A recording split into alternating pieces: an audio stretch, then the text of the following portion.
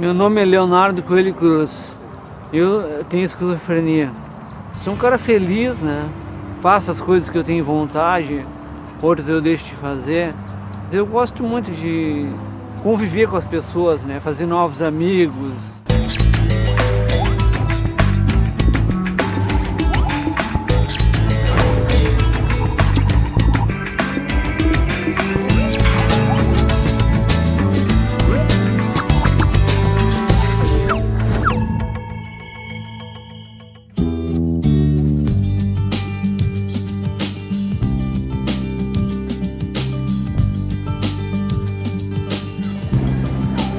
Perder o contato com a realidade, ter delírios e alucinações são os sintomas mais comuns da esquizofrenia.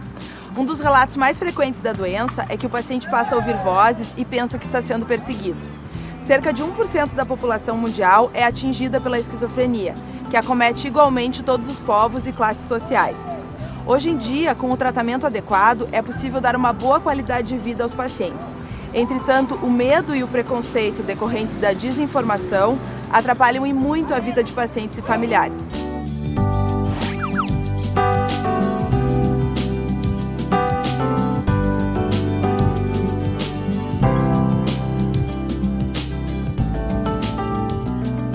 O que é mais importante a gente conhecer sobre esquizofrenia? A esquizofrenia é uma doença difícil das pessoas entenderem, compreenderem, porque ela cursa com sintomas como delírios, que são ideias ou crenças em coisas que não correspondem à realidade, mas que a pessoa que tem começa a acreditar profundamente.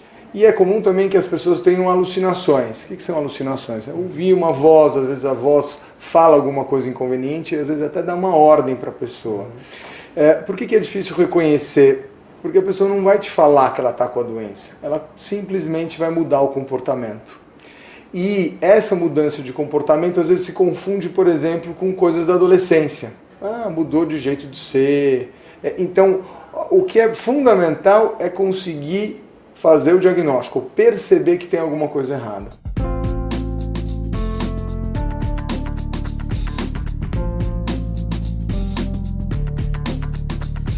Então, Leonardo, me conta como é que começou a esquizofrenia para ti?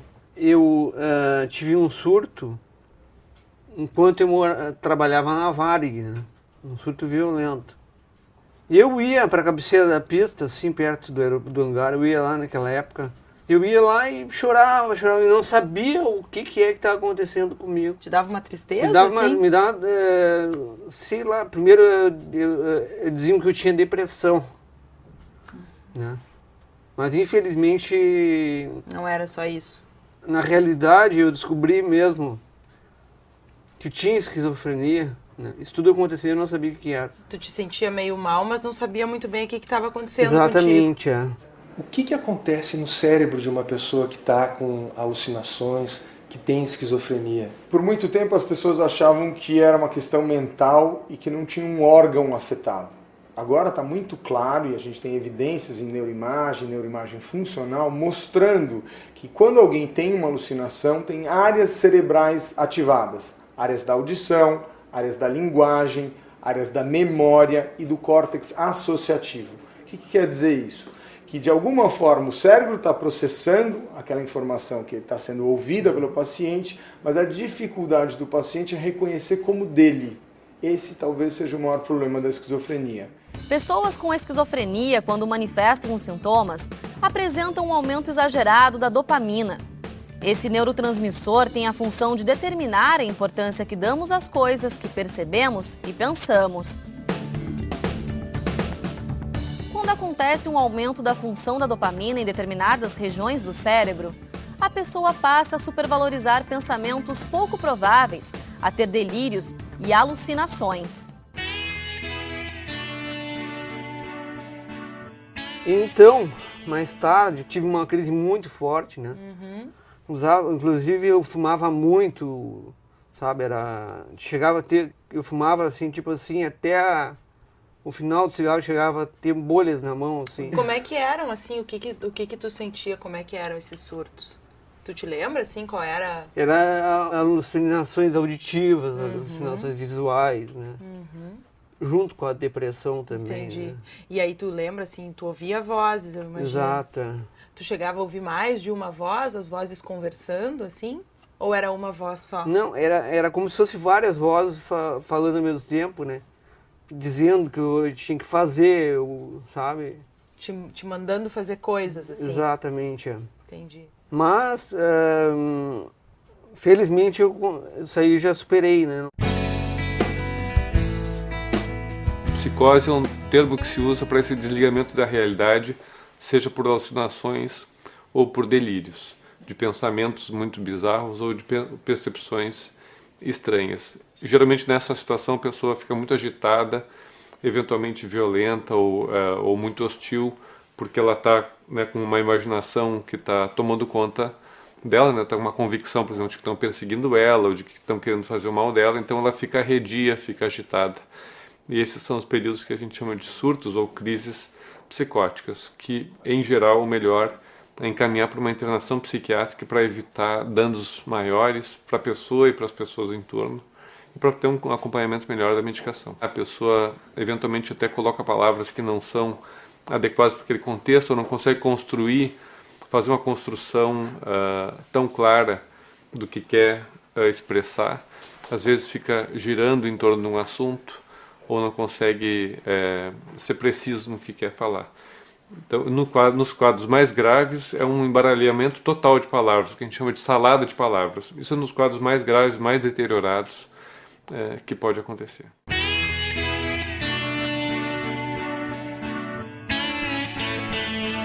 Me conta como é que começou a esquizofrenia no Leonardo. O Leonardo começou a ficar mais parado, mais quieto, não saía tanto, ficava mais sentado em casa, vendo televisão, e muito alienado às coisas.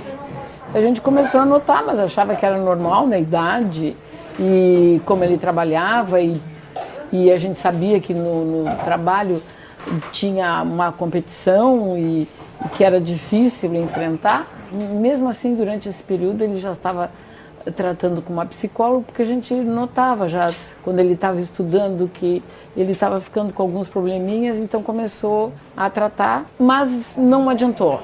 No estresse do trabalho foi muito grande, e aí ele teve um surto. Então quer dizer que antes de haver o surto e os sintomas mais floridos, como a gente fala, ele teve um período em que ele estava mais isolado, mais quieto, às vezes com ideias ou hábitos um pouco estranhos, diferentes do normal, né? Mais ou menos isso. E isso é muito importante, porque a esquizofrenia, muitas vezes, ela começa assim. E a gente só vai se dar conta que isso já era a doença retrospectivamente, olhando para trás e se dando conta que o paciente já tinha começado a ficar um pouco diferente antes mesmo de ter o surto, né? Então aí ele veio a ter o surto. Sim, ele estava no trabalho e lá ele começou a passar mal, ficou catatônico, talvez.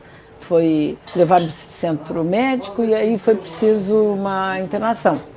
E aí, então, aquele estresse todo de não saber o que está acontecendo, nem ele, nem nós, né? Toda aquela dificuldade, né? O diagnóstico é a partir da observação clínica e da entrevista com o paciente e com os familiares, para ver o que está acontecendo, e envolve também essa biografia, os anos que antecedem a presença do próprio surto psicótico, porque tem várias outras causas de surtos psicóticos, por exemplo, o uso de drogas ou uma psicose breve em função de algum estressor, que pode acontecer também, mas tem que ter essa presença de um quadro já mais crônico que vem vindo de alguns anos, com alguma alteração mais leve de comportamento, a pessoa fica esquisita, diferente do que era o seu normal, e começa a ter alguma conduta mais particular.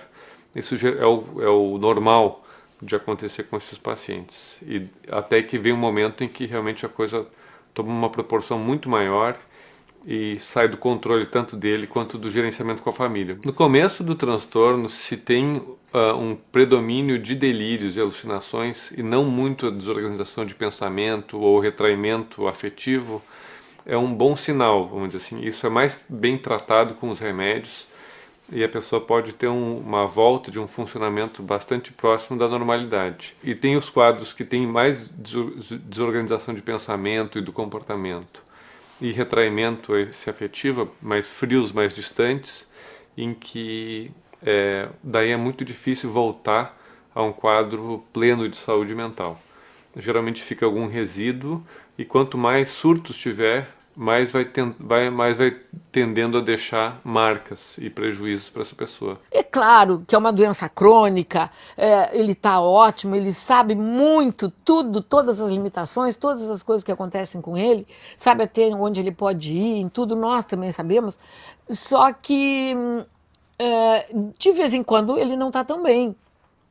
Tem lá um dia que não está muito bem, como todas as pessoas, né? Um dia tu está bem, outro dia não está, mas é uma doença crônica, ela não tem cura, então Tem que se conviver, né? tem que se conviver. Em termos de pesquisas futuras, existe alguma novidade vindo por aí? O que a gente tem visto agora é que ela é uma doença progressiva.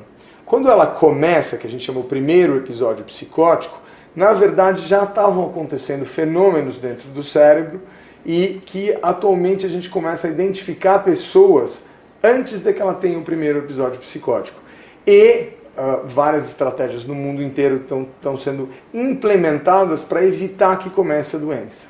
Mas, no momento que ela começou, um tratamento efetivo determina uma evolução pior ou melhor.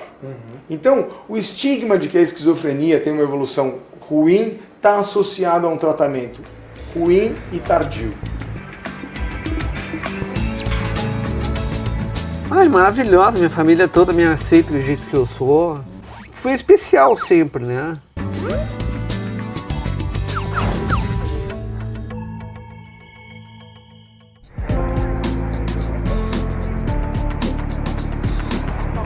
A falta de informação dá espaço para o preconceito e para a estigmatização da doença, levando à exclusão social e ao aumento do sofrimento do paciente e da família. O que você sabe sobre a esquizofrenia? É um problema mental, né? É um distúrbio neurológico, não sei. Eu não sei diferenciar muito esquizofrenia de paranoia, mas eu acho que tem a ver com esse lance de tu achar que uma coisa não é, né? Alucinações, né? Ouvir vozes, etc. Né? O esquizofrênico não teria muita noção, nem não sabe discernir muitas coisas, né? A realidade da ficção que ele mesmo pode criar, né? Eu conheci um caso de uma pessoa que se dizia esquizofrênica que criava um mundo à parte, não participava da realidade dita como das pessoas. Né? Eles vivem uma vida mais interior, né? O contato com o mundo é mais difícil. E o mundo também é difícil para eles, que o mundo também não aceita, né? Existe muito preconceito contra os doentes mentais. Acho que ela pode ter uma vida normal se ela estiver tomando medicação. Acho que ela não tem que ficar taxada, trancada, nada disso.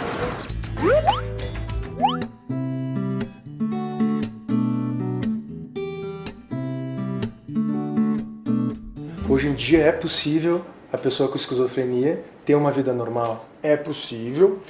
Obviamente as pessoas que têm um transtorno mais grave têm mais dificuldade de ter uma adaptação, mas, por exemplo, o nosso centro trata médicos que têm esquizofrenia. Eu costumo dar o exemplo de um portador de esquizofrenia que a gente acompanha lá, que publica mais artigos científicos que vários dos meus mestrandos. Ele faz mestrado numa outra área.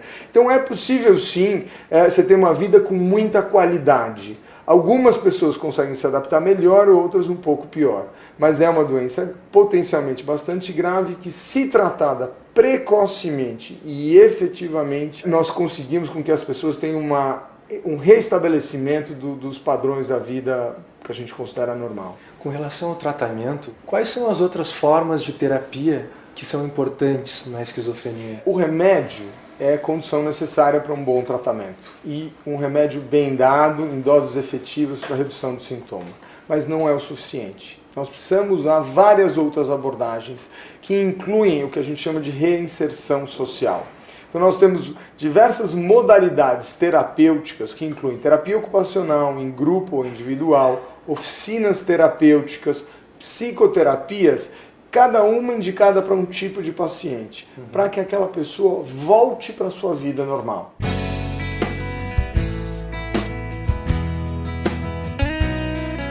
A terapia ocupacional ajuda os pacientes na vida diária dele, como organizá-los, né, no cotidiano dessas pessoas, porque eles têm muitas alterações cognitivas, como memória, juízo crítico, linguagem e no embotamento afetivo, né? São pessoas muito isoladas, né? E eu trabalho em grupo, geralmente é em grupo porque eles têm muitas dificuldades de se relacionar, né? Relações interpessoais. E isso ajuda, é um treinamento para a vida lá fora.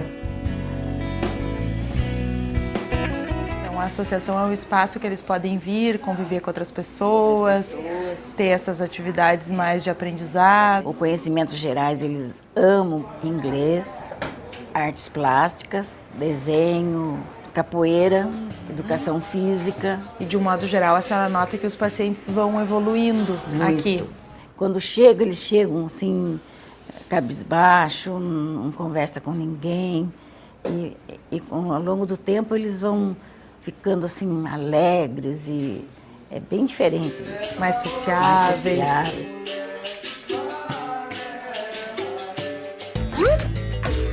Pessoas com esquizofrenia são violentas e perigosas?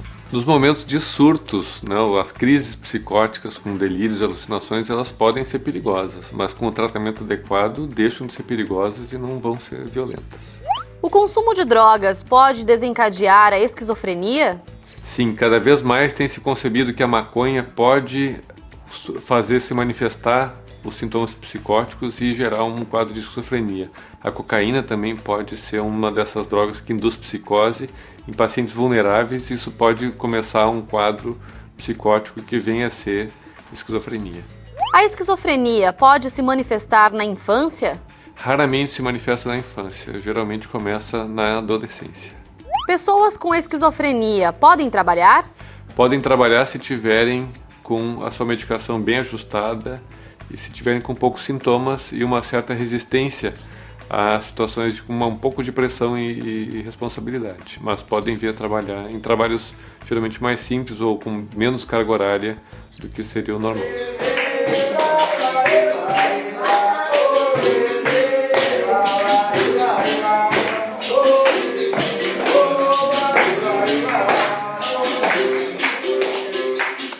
E como é que é o seu trabalho na associação?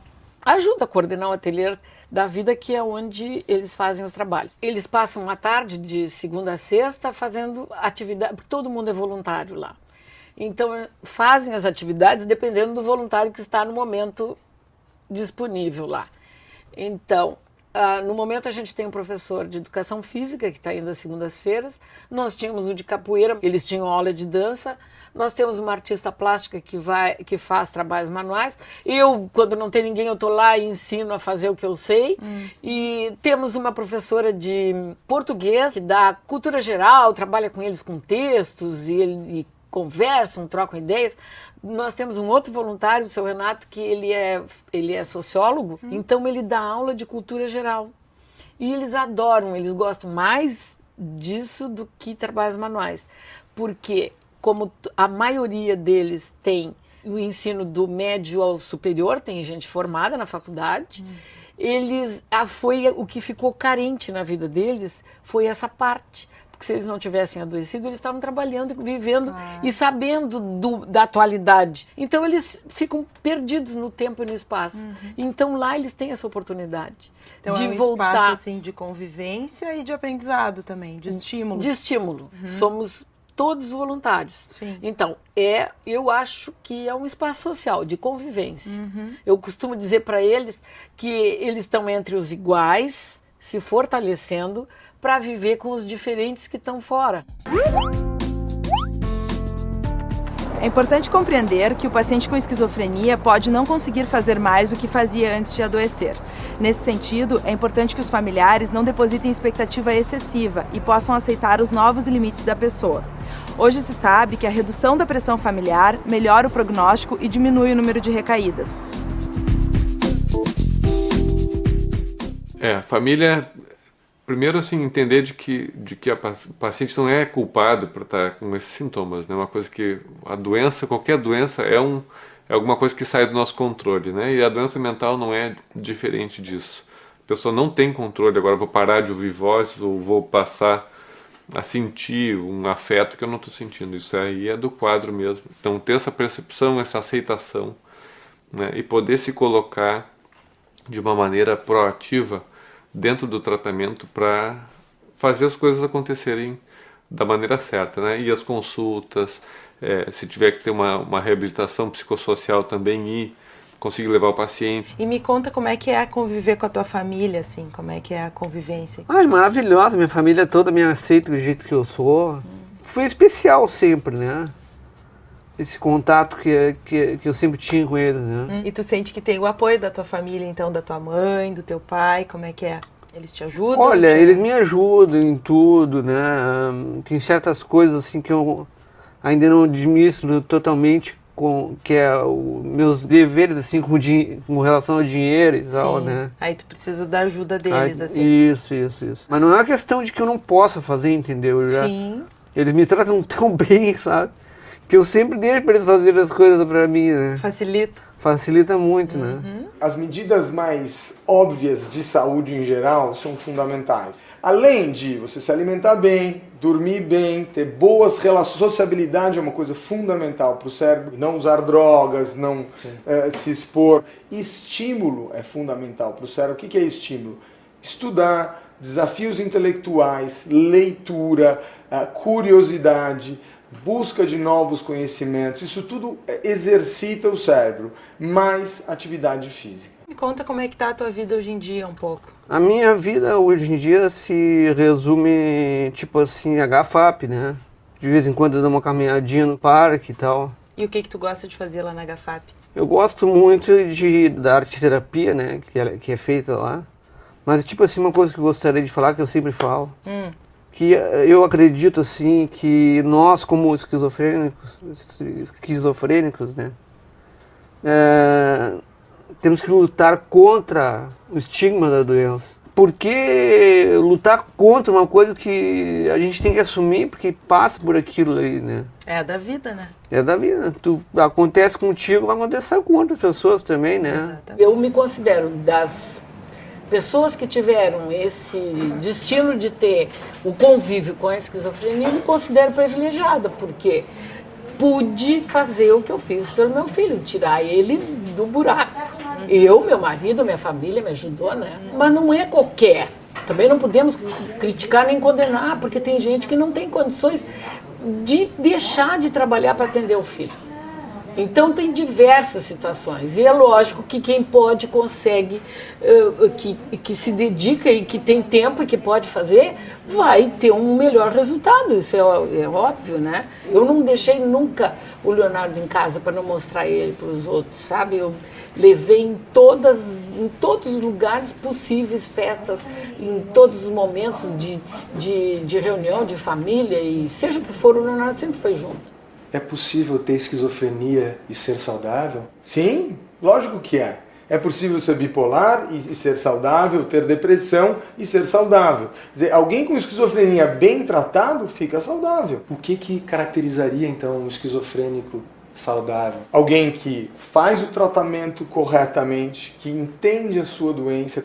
Entender a doença é fundamental, tanto para o indivíduo quanto para os familiares. Certo? Porque é um impacto grande alguém que se desorganiza. Então, o conhecimento da doença ajuda muito a pessoa a se tratar. Então, ser saudável é saber o que tem e se cuidar.